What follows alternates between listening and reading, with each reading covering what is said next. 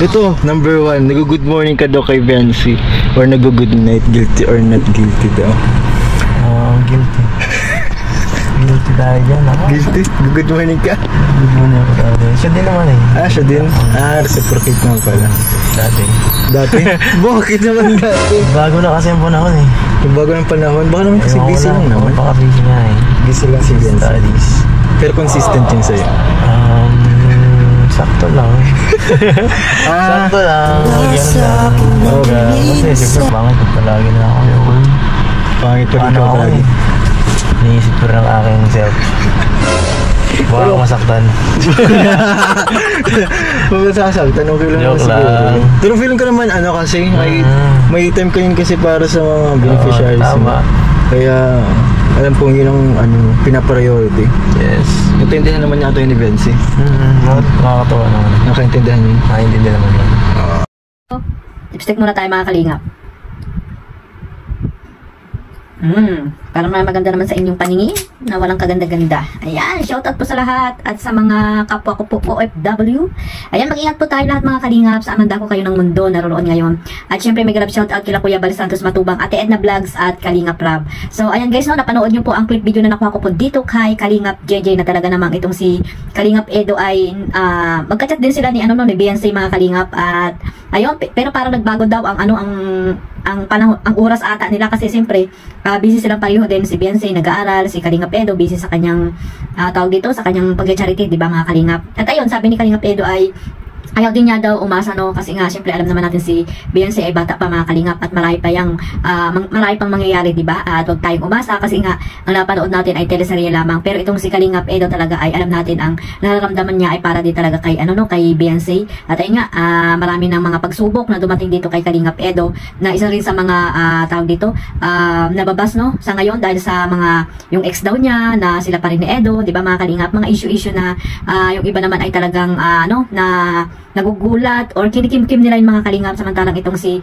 Beyonce ay wala lamang yun. At si Kalingap Edo sana ay sa mga supporters po ng Idsay, ayan, magtiwala po kayo kay Kalingap Edo at hayaan nyo po yung mga mapanira dyan mga kalingap, kasi sila po yung mga supporters na nagkukunwaring nagmamahal dito kay Kalingap Edo at kay Beyonce, pero nandyan lang sila para manira. Para sa ibang rin po, sa ibang mga love team din na nagka-issue din about sa mga babae na yan, katulad kay Jomar, di ba mga kalingap, na yun, nawala din naman mga kalingap kasi nga hindi naman iniintindi na or binabaliwala na lang yung mga supporters na toxic, di ba mga kalingap, na hindi naman dapat bigyan ng ng panahon at bigyan ng oras yung mga basher na yan mga kalingap. At ayan guys, hindi natin alam yung mga yan ay nakikiano lang yan, kumukuha lang ng simpatya yan mga kalingap. At ayun, para masira lang ang love team, masira lang nila ang love team na binuo ni Kalingap Rab, na hindi naman nila mahisira-sira kasi nga nandyan ang tiwala natin kay Kalingap Edo, di ba mga kalingap, at dito kay Beyonce. Ayan guys, nalaman natin na ayaw din daw masakta ni Kalingap Edo, di ba mga kalingap. At ayun nga, sabi ko, bata pa si Beyonce at marami pang mangyayari mga kalingap, at kung dumating man yung panahon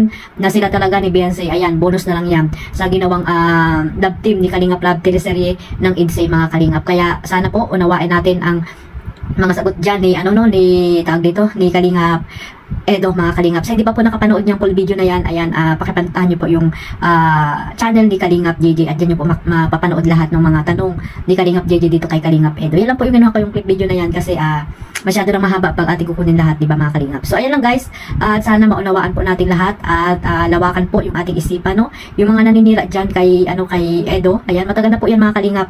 Pa siya, yung isa pa siyang yung love team pa siya ni Reyna noon, pero hindi naman yung love team yung mga kalingap, parang lang sila, yung hindi naman totoo talaga na teleserye na love team yun, ni kasama niya si Reyna, partner niya lang pala, yung para magkaroon lang ng ibang mapanood natin, di ba, kay Reyna at kay Edo dati.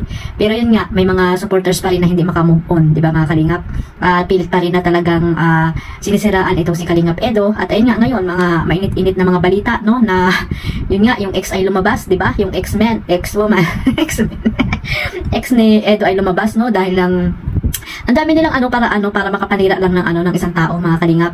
Alam nyo guys, si Kalingap Edo napakabait po niyan at nakita ko na po yan sa personal. Wala po yung tawag dito imik, wala pong imik yan. At saka yung taong walang imik, mahirap po yan pag nagalit po yan mga kalingap. At alam natin yan, kay Kalingap Edo ay talagang prangka po yan, di ba mga kalingap? Naalala nyo yung noong mga live niya noon, natanong kayo ng tanong about kay Beyonce, di ba? Na prangka kayo ni Kalingap Edo. Hindi po siya natakot kung sino man yan, kung ano man yan, viewers naman yan, kung supporters man yung EDSA, hindi po siya natatakot basta sinasabi niya po kung ano po yung nararamdaman niya. So ayun, ganyan po si Kalingap Edo, no? At saka napakasaludo po ako kay Kalingap Edo kasi isa siya sa mga hanggang ngayon ay talagang may respeto po siya kay Kalingap Rab, mga Kalingap. At ayun nga, no, na talagang yun nga, yung mayroon pa siyang ano doon na sinabi na ano, no, na kahit hindi siya pabahayan ni Kalingap Rab, no, gusto niya na sa sarili niya talagang pagsisikap makuha niya yung kanyang gusto, di ba, sa sarili niyang pera na para magkaroon siya ng pabahay. Hindi siya yung abusadong tao, mga Kalingap, no. At ayun nga, nagpapasalamat din siya kay Kuya Bal Santos Matubang, kay Kalingap Rab dahil nandiyan siya sa Kalingap, di ba? Dati lang siya, tatrabaho lang siya doon sa Cavite bilang isang factory worker. At ayun nga, na nandiyan si Kalingap Rab, kinuha siya hanggang ngayon ay nandiyan pa rin siya, no? Kaya ganyan na lang yung pasalamat ni Kalingap Edo dito kay Kalingap Rab at kay Kuya Bal Santos Matubang at sa kanyang tita na si Ate Edna, no? Kaya yun, talagang saludo talaga ako kay Kalingap Edo, talaga niya, napakabait. At ayun, hindi po siya yung taong abusado, mga Kalingap, no? Lalo na kay Kalingap Rab, no? Makikita niyo naman na inutusan niya ni Kalingap Rab na i-vlog si Beyonce, pero hindi niya po yung kahit BTS, hindi niya ginagawa yung para i-upload lamang sa kanyang channel, mga Kalingap. At ayun nga guys, no, yung sa pabahay din, di ba? Parang ayaw niyang tanggapin yung mga Kalingap kasi nga gusto niya talaga sa sarili niyang pera manggaling yung pabahay niya, no, mga Kalingap. Sana nga, no, makamit ni Kalingap Edo na siguro gusto rin niya mag-asawa, no, mag-asawa nga na bago siya magkaroon ng bahay, may asawa na siya, mga Kalingap, kasi nga binata naman siya ngayon. So ayan guys, supportahan lang natin si Kalingap Edo at ayan, yung kanilang love team na EDSA, ayan, supportahan natin. At hanggang dyan lang, mga Kalingap, maraming salamat po sa lahat ng sumusuporta sa tambalang EDSA at kila Kuya Bal, at Edna at Kalingap Rab. Ayan, supportahan natin silang lahat, mga Kalingap. Hanggang dyan lang, one family, one Kalingap. God bless us all. Bye-bye!